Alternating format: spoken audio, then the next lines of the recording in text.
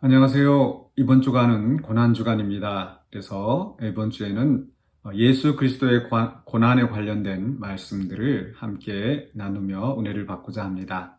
오늘 말씀은 마태복음 16장 21절로 28절입니다. 제가 봉독하겠습니다. 이때로부터 예수 그리스도께서 자기가 예루살렘에 올라가 장로들과 대제사장들과 서기관들에게 많은 고난을 받고 죽임을 당하고 제3일에 살아나야 할 것을 제자들에게 비로소 나타내시니 베드로가 예수를 붙들고 항변하여 이르되 주여 그리 마옵소서 이 일이 결코 주께 미치지 아니하리이다. 예수께서 돌이키시며 베드로에게 이르시되 사탄아 내 뒤로 물러가라. 너는 나를 넘어지게 하는 자로다.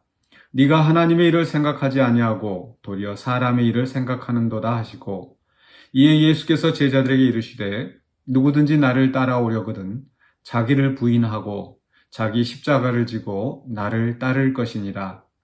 누구든지 제 목숨을 구원하고자 하면 잃을 것이요 누구든지 나를 위하여 제 목숨을 잃으면 찾으리라. 사람이 만일 온 천하를 얻고도 제 목숨을 잃으면 무엇이 유익하리요? 사람이 무엇을 주고 제 목숨과 바꾸겠느냐? 인자가 아버지의 영광으로 그 천사들과 함께 오리니 그때 각 사람이 행한 대로 갚으리라. 진실로 너에게 이르노니 여기 서 있는 사람 중에 죽기 전에 인자가 그 왕권을 가지고 오는 것을 볼 자들도 있느니라. 아멘.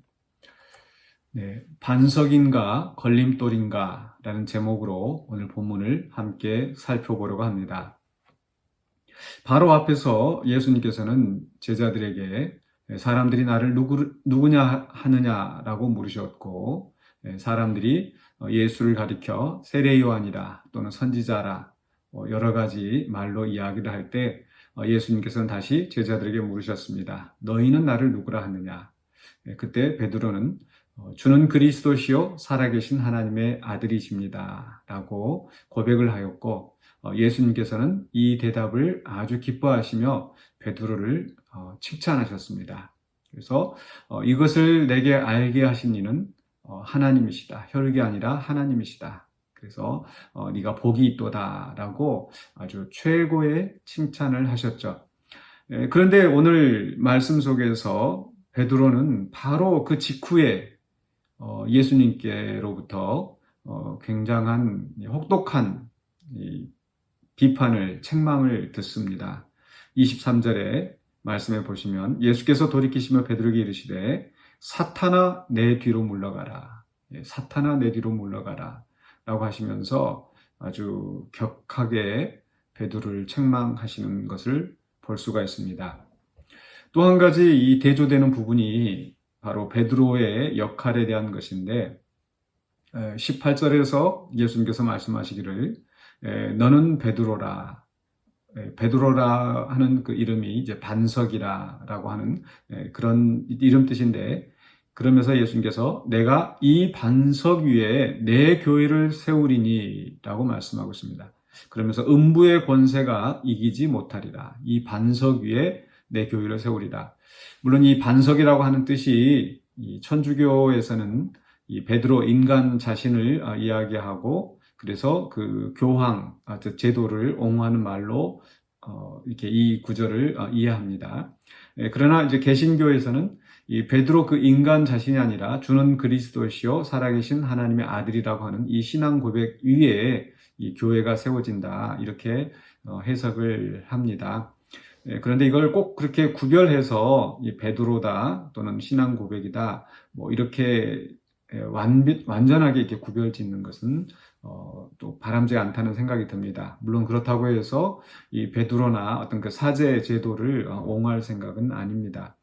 분명히 이 베드로가 바른 신앙 고백을 하였고 또 그 신앙 고백 위에 이렇게 예수님께서 교회를 세우신다고 그 반석 위에 교회를 세우신다고 말씀하셨는데 바로 뒤에서 오늘 말씀에서 23절에서 예수님께서 말씀하시기를 너는 나를 넘어지게 하는 자로다. 23절 중간에 너는 나를 넘어지게 하는 자로다 이렇게 말씀하시는 거예요. 그러니까 바로 앞에서는 반석 위에 내 교회를 세우리라. 반석이었던 그런 그 반석으로서 칭찬을 받던 베드로가 바로 이어서 걸려 넘어지게 하는 걸림돌이 되게 하는 거죠.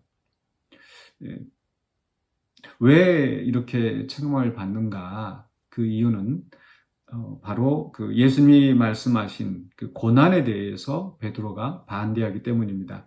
21절에서 이때로부터 예수 그리스도께서 라고 말씀하시는데, 이때로부터라고 하는 것은 바로 제자들이 예수가 그리스도이심을 인정하고 고백하는 이제 그 순간부터 라고 할 수 있겠죠.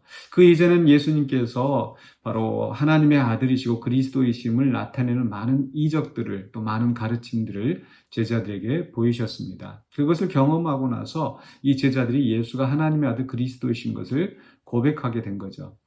그리고 나서 이제 예수님께서는 비로소 이제 그 그리스도가 어떻게, 또 하나님의 아들이신 그분이 어떻게 그 하나님이 계획하시는 구원을 이루시는가, 그것은 바로 고난을 당하시고 죽임을 당하시는, 그리고 부활하시는 바로 이런 모든 과정을 통해서 하나님의 일을 이루시는 거죠. 그러나 이런 그 예고를 비로소 예수님께서 하셨을 때 이 베드로는 예수님께 항변하였다고 했습니다. 그냥 하는 말이 아니라 굉장히 강력한 말로 예수님이 그 고난을 당하시는 것을 반대하고 나섰습니다.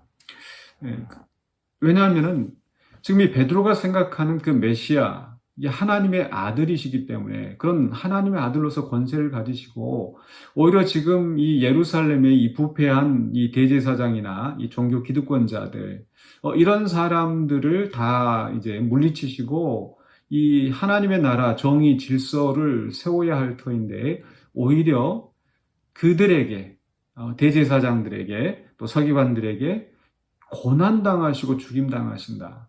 이것은 패배를 의미하는 것이라고 생각했기 때문입니다. 그래서 베드로는 주여 그리하지 마옵소서, 이 일이 절대 미치지 못합니다 라고 항변한 거죠.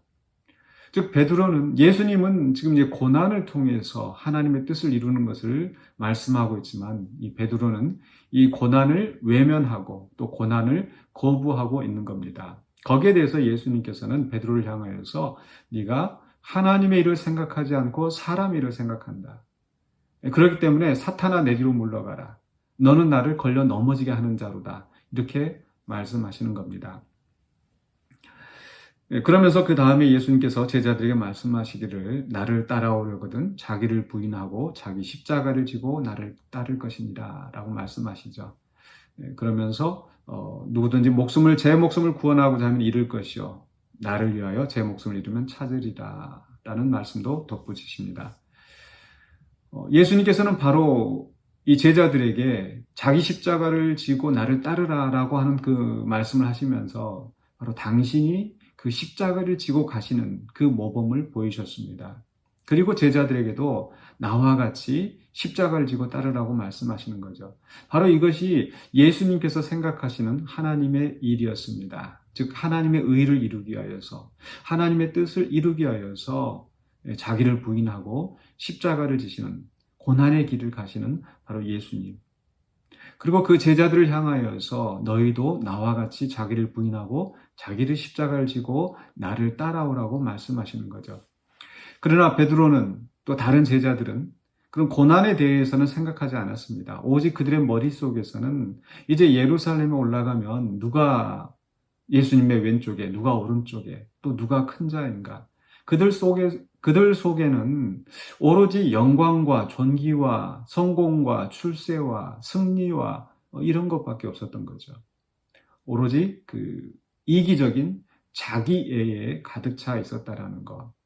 그런 자기애로 가득 찬 제자들은 결국 예수님의 길을 막는, 하나님의 영광을 막는 걸림돌이 될 수밖에 없다라는 것을 우리는 기억해야 합니다. 이것은 오늘 우리들에게도 굉장히 그 시사하는 그 의미가 깊다고 생각을 합니다. 우리가 예수를 하나님의 아들이라고 고백합니다. 우리가 하나님을 믿고 또 예수님을 믿고 또 예수 그리스도의 고난으로 말미암아 우리가 구원받았다라는 것도 우리는 알고 있습니다. 그래서 특별히 고난 주간을 맞이하면서 우리가 예수님의 고난에 대해서 생각하고 또 더 경건하게 이 주간을 보내려고 하고 있죠. 그러나 이 고난이 단지 예수 그리스도의 고난에서 그치는 것이 아니라 우리도 역시 예수 그리스도를 따라서 십자가를 지고 우리의 십자가를 지고 하나님의 뜻을 이루기 위하여 우리가 고난을 감수해야 한다는 그런 각오를 해야 될 줄로 믿습니다.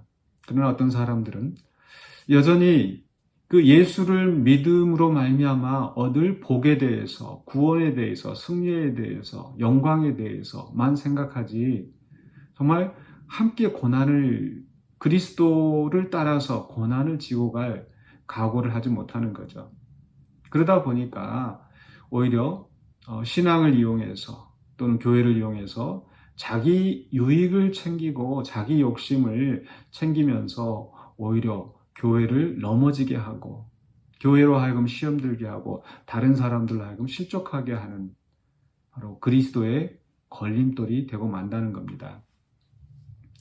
우리는 이 말씀을 듣는 우리 모든 성도들은 다 예수가 그리스도이심을 하나님의 아들이심을 믿는 그런 신앙 고백으로 교회 공동체 또 구성원이 되신 줄로 믿습니다. 그러나 우리가 고난을 각오하지 않는다면 고난을 감수할 그런 우리의 십자가를 지고 주님을 따를 생각을 하지 않고 오로지 자기 이익에 또 자기애에 가득한 그런 신앙생활을 한다면 우리가 그리스도의 걸림돌이 될 수 있다는 것을 기억해야 할 것입니다.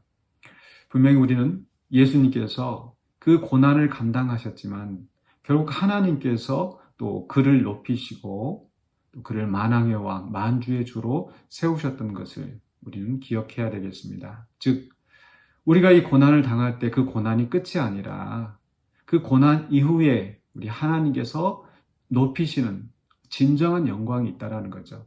그런데 우리는 그 영광을 바라보기 전에 세상의 성공과 세상의 유익을 위하여서 바로 오히려 그리스도를 넘어지게 하는, 교회를 실족하게 하는 그런 선택을, 어리석은 선택을 해서는 안 된다는 거죠. 특별히 우리는 고난주간을 맞이하면서 예수 그리스도의 고난을 생각하면서 우리도 또 그 고난을 각오하는, 다짐하는 그 시간이 되었으면 좋겠습니다. 그저 예수 그리스도의 십자가를 감상적으로, 감정적으로만 묵상하는 것이 아니라 그 그리스도의 십자가가 우리에게 보여주는 의미, 예수님께서 우리에게 말씀하시기를 누구든지 나를 따라오려거든 자기 십자가를 지고 나를 따르라 라고 말씀하신 그 의미를 기억해야 될 줄로 믿습니다.